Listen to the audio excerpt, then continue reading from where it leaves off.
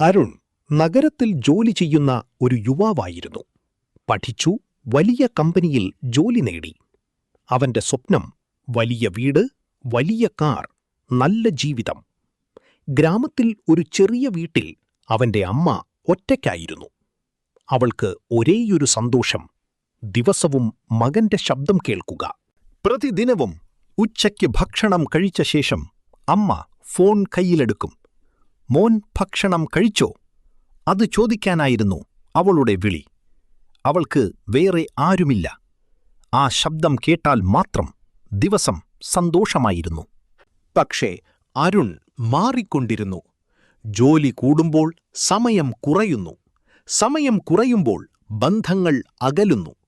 Phone വിളി വന്നാൽ അവൻ നോക്കും. സ്ക്രീനിൽ അമ്മ എന്ന് കാണും. പിന്നെ പറയും, പിന്നീട് വിളിക്കാം. പക്ഷേ ആ പിന്നീട് ഒരിക്കലും വന്നില്ല. ഓണം വന്നു.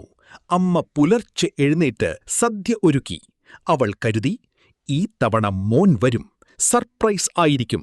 വാതിൽക്കൽ നോക്കി, വഴിയിലേക്ക് നോക്കി. സന്ധ്യയായി. പക്ഷേ വന്നത് ആരുമല്ല, ഒരു ഡെലിവറി ബോയ് മാത്രം.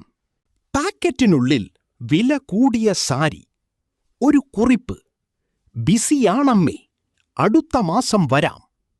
അമ്മ സാരി നെഞ്ചോടു ചേർത്തു. പക്ഷേ കണ്ണു നിറഞ്ഞു. അവൾക്ക് സാരി വേണ്ടായിരുന്നു. വാതിൽ തുറന്ന് അമ്മേയെന്നു വിളിക്കുന്ന ശബ്ദം വേണ്ടിയിരുന്നു. അടുത്ത ദിവസങ്ങളിൽ അമ്മയുടെ ആരോഗ്യവും കുറഞ്ഞു. പക്കത്തവൾ ആശുപത്രിയിലേക്ക് കൊണ്ടുപോയി. ഡോക്ടർ പറഞ്ഞു, വയസ്സാണ്, ശ്രദ്ധ വേണം.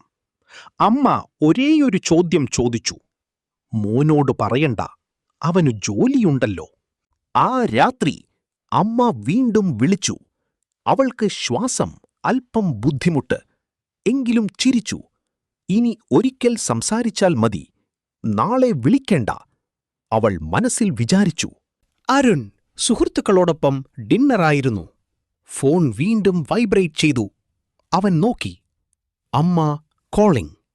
സുഹൃത്തു പറഞ്ഞു, എടുക്കടാ. അവൻ ചിരിച്ചു. വീണ്ടും സെയിം ചോദ്യം: ഭക്ഷണം കഴിച്ചോയെന്ന്. അവൻ കോൾ കട്ട് ചെയ്തു. അന്ന് രാത്രി അവൻ സമാധാനമായി ഉറങ്ങി. പക്ഷേ ഗ്രാമത്തിൽ അമ്മയുടെ ശ്വാസം പതുക്കെ മങ്ങിക്കൊണ്ടിരുന്നു. അവൾ അവസാനമായി പറഞ്ഞു, മോനെ വിളിക്കണ്ട, അവൻ ഉറങ്ങുന്നുണ്ടാകും. പുലർച്ചെ എഴുന്നേറ്റപ്പോൾ 17 മിസ്ഡ് കോൾസ്. പക്കത്തവളുടെ നമ്പർ.